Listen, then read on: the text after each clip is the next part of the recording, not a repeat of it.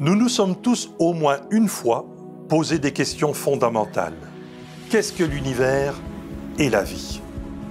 Nous nous demandons aussi si nous avons le pouvoir d'influencer le déroulement de notre vie afin d'améliorer le futur.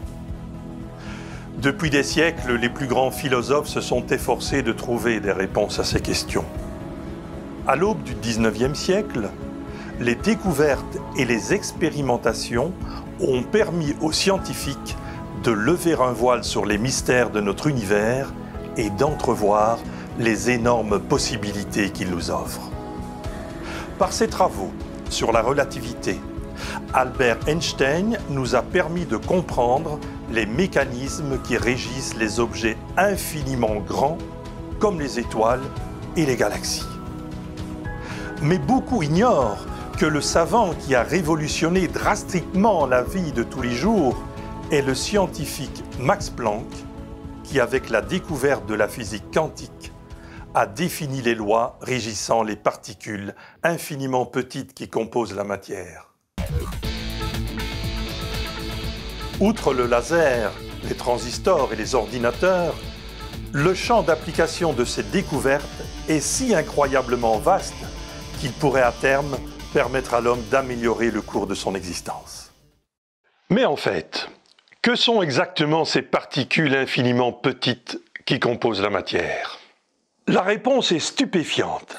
À notre échelle, la matière est constituée de particules bien positionnées dans l'espace et qui s'assemblent pour former des objets solides, des liquides ou des gaz. Par contre, pour observer l'univers de l'infiniment petit, nous devons laisser le monde des grands objets derrière nous et rétrécir des milliards et des milliards de fois à un niveau plus petit que les atomes. Nous entrons alors dans un domaine hallucinant et chaotique qui défie le bon sens et où les constituants de la matière présentent une dualité onde-corpuscule dont il est impossible de déterminer en même temps la position et la vitesse, ou qui peuvent être à plusieurs endroits à la fois. Par contre, dès qu'on les observe, ces ondes se transforment instantanément en particules ayant une position déterminée. Mais enfin, direz-vous, c'est tout à fait impossible. Mais si, c'est possible.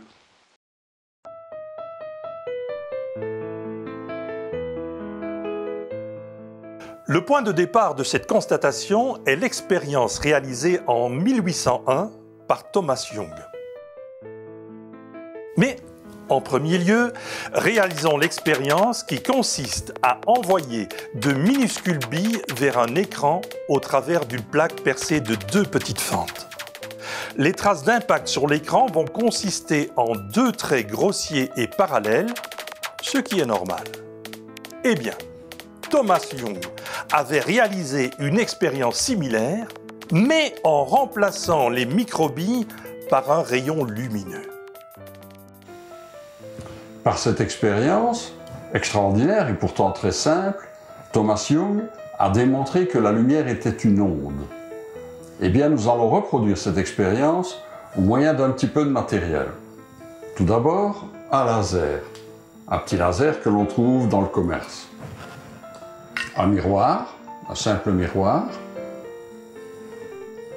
Une règle et un cutter. Et pour terminer, quelques pinces à linge. Pour réaliser cette expérience, nous allons d'abord coller côte à côte deux lames de cutter. Ensuite, au moyen du cutter et d'une règle, nous allons tracer deux fines lignes très rapprochées sur l'envers du miroir, dans le tain. Ensuite, il nous restera à diriger le rayon du laser vers les deux petites fentes et à observer le résultat sur l'écran qui se trouve derrière le miroir.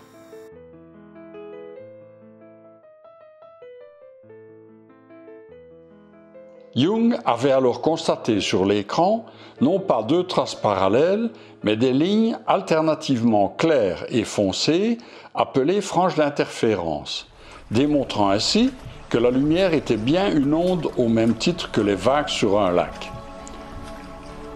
En effet, ces franges apparaissent car les deux fentes se comportent comme deux sources d'ondes.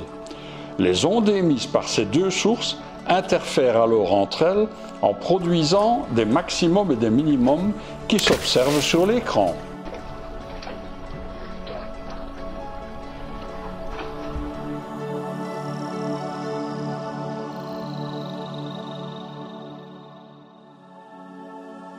En 1926, suite aux travaux de Max Planck, on découvrait que la lumière était aussi composée de photons, paquets microscopiques d'ondes renfermant la plus petite quantité possible de lumière, d'où le nom de particules quantiques. Dès lors, cela démontrait que le photon était aussi une particule.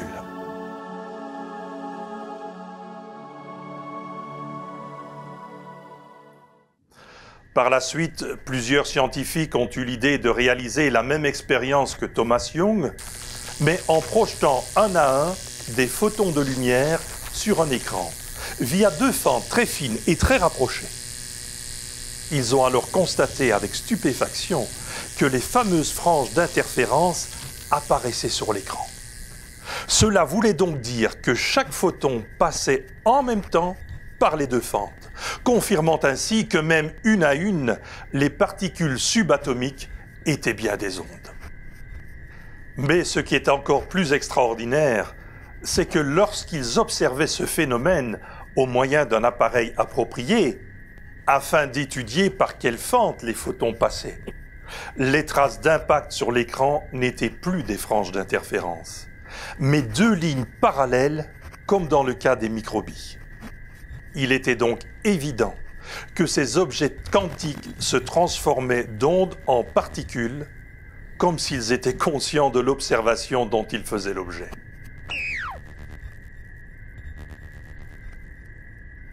À partir de là, certains physiciens ont émis l'hypothèse que notre univers n'existerait pas dans l'espace et dans le temps sous forme de particules matérielles sans la présence d'observateurs.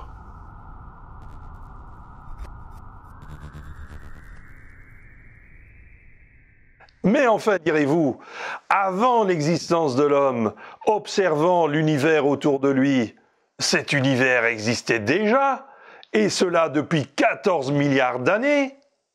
C'est exact. Mais attendez la suite. Nous sommes en 1927. Charles Lindbergh entre dans la légende en devenant le premier pilote à traverser l'Atlantique en solitaire. La même année, John Wheeler a poussé plus loin l'expérience des fentes de Young avec des particules quantiques. Il a imaginé un système qui permettait d'observer ces particules, toujours sous forme d'ondes, juste avant qu'elles n'atteignent l'écran.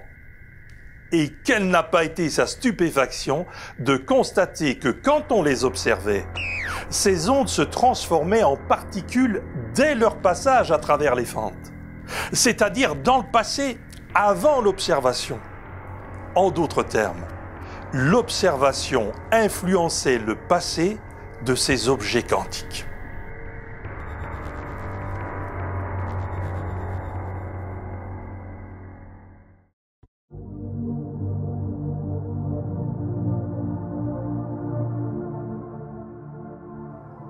Dès lors, selon Wheeler, ce qui a provoqué, il y a 13,7 milliards d'années, l'apparition de l'univers sous forme de matière solide plutôt que sous forme d'ondes et d'énergie, c'est peut-être le fait qu'il y aurait plus tard des systèmes collecteurs d'informations tels que les êtres humains.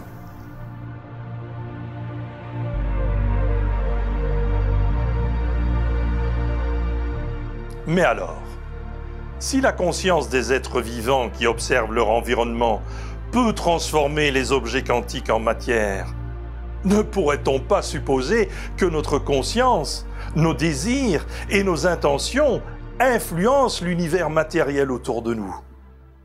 Eh bien, un scientifique français, René Péoche, en a fait le sujet de sa thèse de doctorat.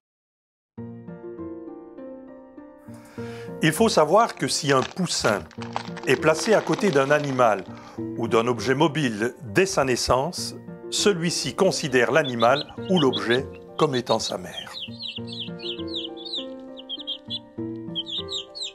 René Péhoch a donc conditionné un grand nombre de poussins afin qu'ils considèrent un petit robot électrique comme étant leur mère. Ce petit robot est conçu pour générer des mouvements aléatoires grâce à un circuit électronique. Si on y attache un crayon traceur et qu'on le place sur une feuille de papier, il va donc générer au hasard des tracés chaotiques. Or, René Péhoch a constaté que si les poussins conditionnés par le robot étaient placés dans une cage à une certaine distance du robot, celui-ci finissait par se rapprocher des poussins, et cela 2,5 fois plus fréquemment que ce que les calculs de probabilité avaient déterminé. Plus de 500 expériences menées avec la plus grande rigueur scientifique durant 4 ans avec 2500 poussins ont montré que quelque chose qui avait un rapport avec l'intention ou le désir des poussins pouvait influencer le circuit électronique du robot. Dès lors, pourrait-on admettre comme un fait scientifique l'hypothèse que notre conscience ou notre subconscient possède des propriétés dépassant l'entendement et qui peuvent créer un futur favorable ou défavorable en fonction de notre état d'esprit, positif ou négatif. Des pionniers ont franchi le pas en ce sens en imaginant des méthodes basées sur le conditionnement de notre mental et permettant, par la pensée positive, d'attirer des événements heureux. Le psychologue Émile Coué, un des premiers, développa sa fameuse méthode Coué, basée sur la répétition inlassable de phrases positives du genre « tous les jours, à tout point de vue, je vais de mieux en mieux ». Mais à l'heure actuelle, les techniques de pensée positive ont évolué avec la découverte de l'importance du subconscient. Ces nouvelles méthodes ont comme base l'envoi vers le subconscient de messages positifs ou la visualisation mentale d'événements heureux que l'on souhaiterait.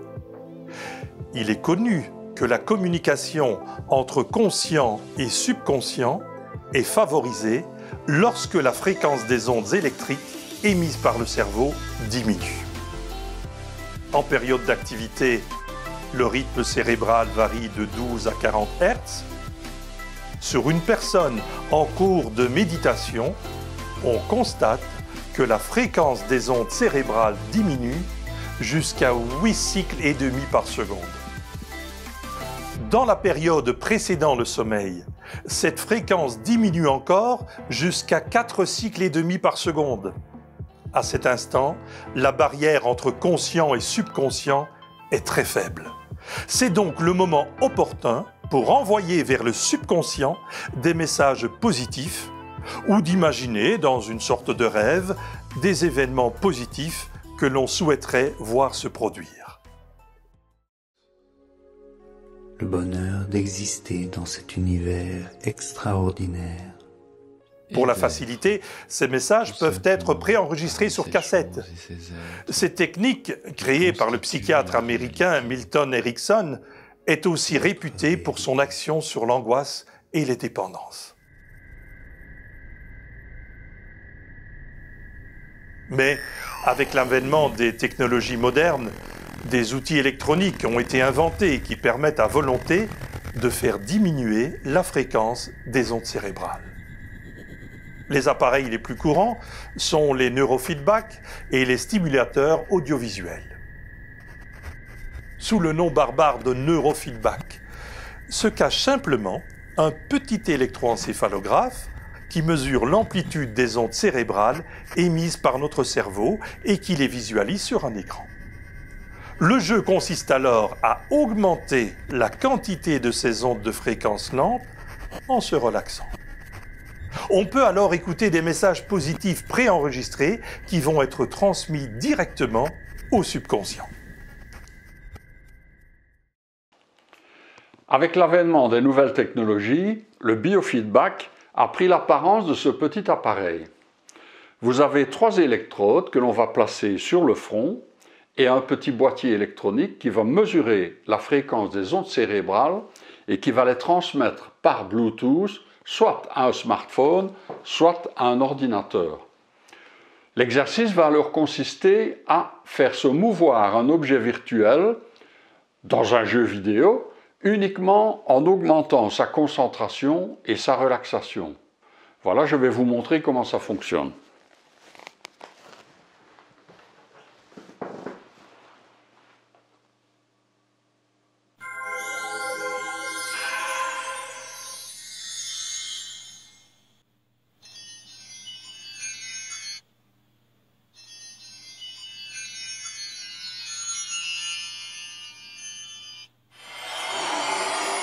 En moins d'un quart d'heure, on atteint alors un état serein de conscience modifiée équivalent à 1 heure de méditation.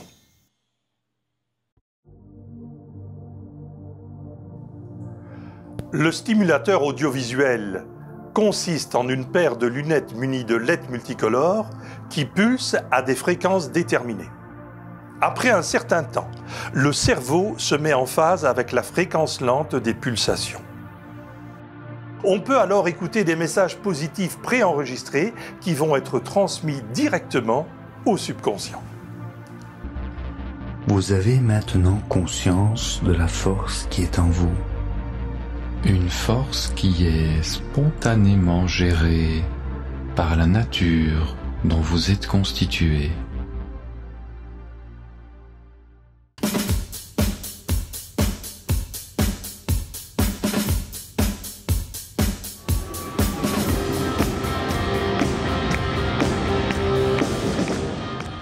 Bien sûr, ces appareils ne sont pas des moyens miraculeux qui vont nous permettre de devenir riches et célèbres sans effort.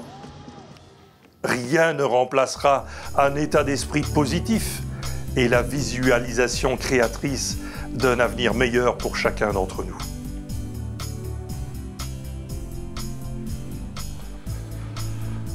Comme on le voit, le réel autour de nous et le déroulement de notre vie sont guidés par des phénomènes dont on commence seulement à entrevoir les lois mystérieuses.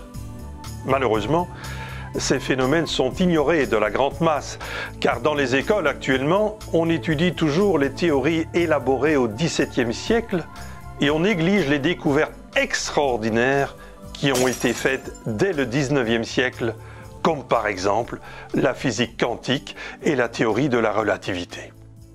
En conséquence, un fossé énorme se creuse entre l'élite scientifique et le peuple.